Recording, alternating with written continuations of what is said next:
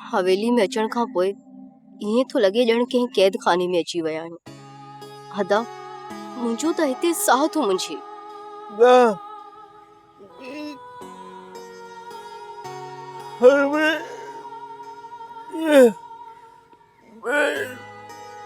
हा अदा अवां सही था चओ। आऊं बि अदा साले जे हवाले सां ॾाढी फिक्रमंद आहियां। अदा मूंखे त इहो बि डप आहे त असांजी हवेलीअ में पनाह वठण वारी ॻाल्हि अदा साले खे ख़राब लॻंदी।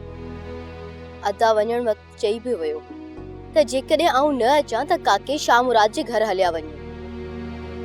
ॿुधो अथमि त तव्हांजो भाउ ॾाढो ॾिंगो आहे।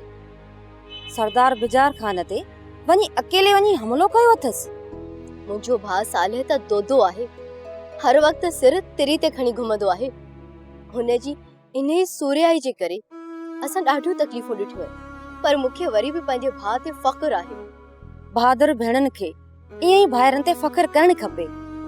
साइण असीं ग़रीब माण्हू ॾुखनि ॾोजरनि जा ॾाढा हूंदा आहियूं। बसि असांजी हर वक़्तु इहा ई दुआ हूंदी आहे त पंहिंजनि सूर्यनि जे पुठियां गाह कॾहिं बि ॾिसणा न पवनि। अच्छा तुंहिंजो नालो छा आहे? सैण हुसन बानो नालो अथमि, पर चवंदा सभु बानो बानो आहे। बानो तूं ॾाढी सुठी भाउ जी हया वारी भेण आहीं। आऊं तोखे सलाह ॾींदसि त ही परेशानीअ जा 4 ॾींहड़ा सिर ते कड़किया आहिनि। उहे हवेलीअ में रहण बदिरां तूं पंहिंजे मिट माइट जे घर वञी गुज़ारी त इहो बहितर आहे। साइण असां भेण भाइर बि पाण में इहा ई ॻाल्हि कयूं पिया त अदा साले खे असांजो हिते रहण सुठो न लॻंदो।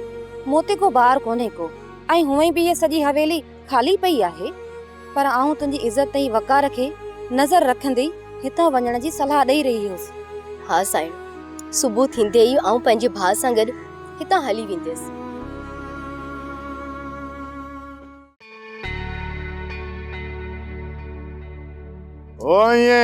हिन भेरे सरदार साहब तव्हांजो कमु ॾिसी एॾो मुतमिन थियो आहे जो ऐलान करे वियो आहे त जेको घणी महिनत कंदो न उहो जल्दी आज़ादु थींदो।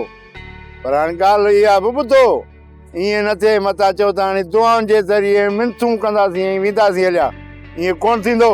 दादा अलाह जी लठ बेआवाज़ थींदी आहे, एॾो तकबर ठीकु न आहे। सरदार खे चओ त अलाह जो ख़ौफ़ करे। तो छो न पिए चएसि हुन वक़्तु, तुंहिंजे वात में मुंगा आहे छा? दादा जेकॾहिं असां में हिमत हुजे हा न, सभ खां पहिरियां तूं असांजूं ज़बानूं कटे आ। अरे वो चिबड़ जी ज़बान कटी आहे जो तव्हांजी कटींदुसि?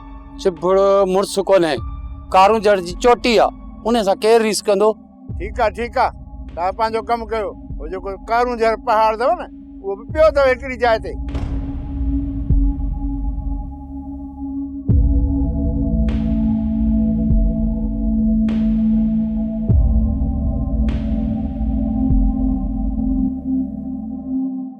वेरुन जी वस्ती,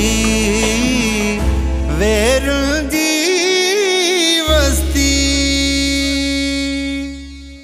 सब्सक्राइब कयो असांजो ऑफिशियल YouTube चैनल सिन टीवी HD ड्रामा ऐं वधीक अपडेट लाइ बेल आइकन खे क्लिक करियो।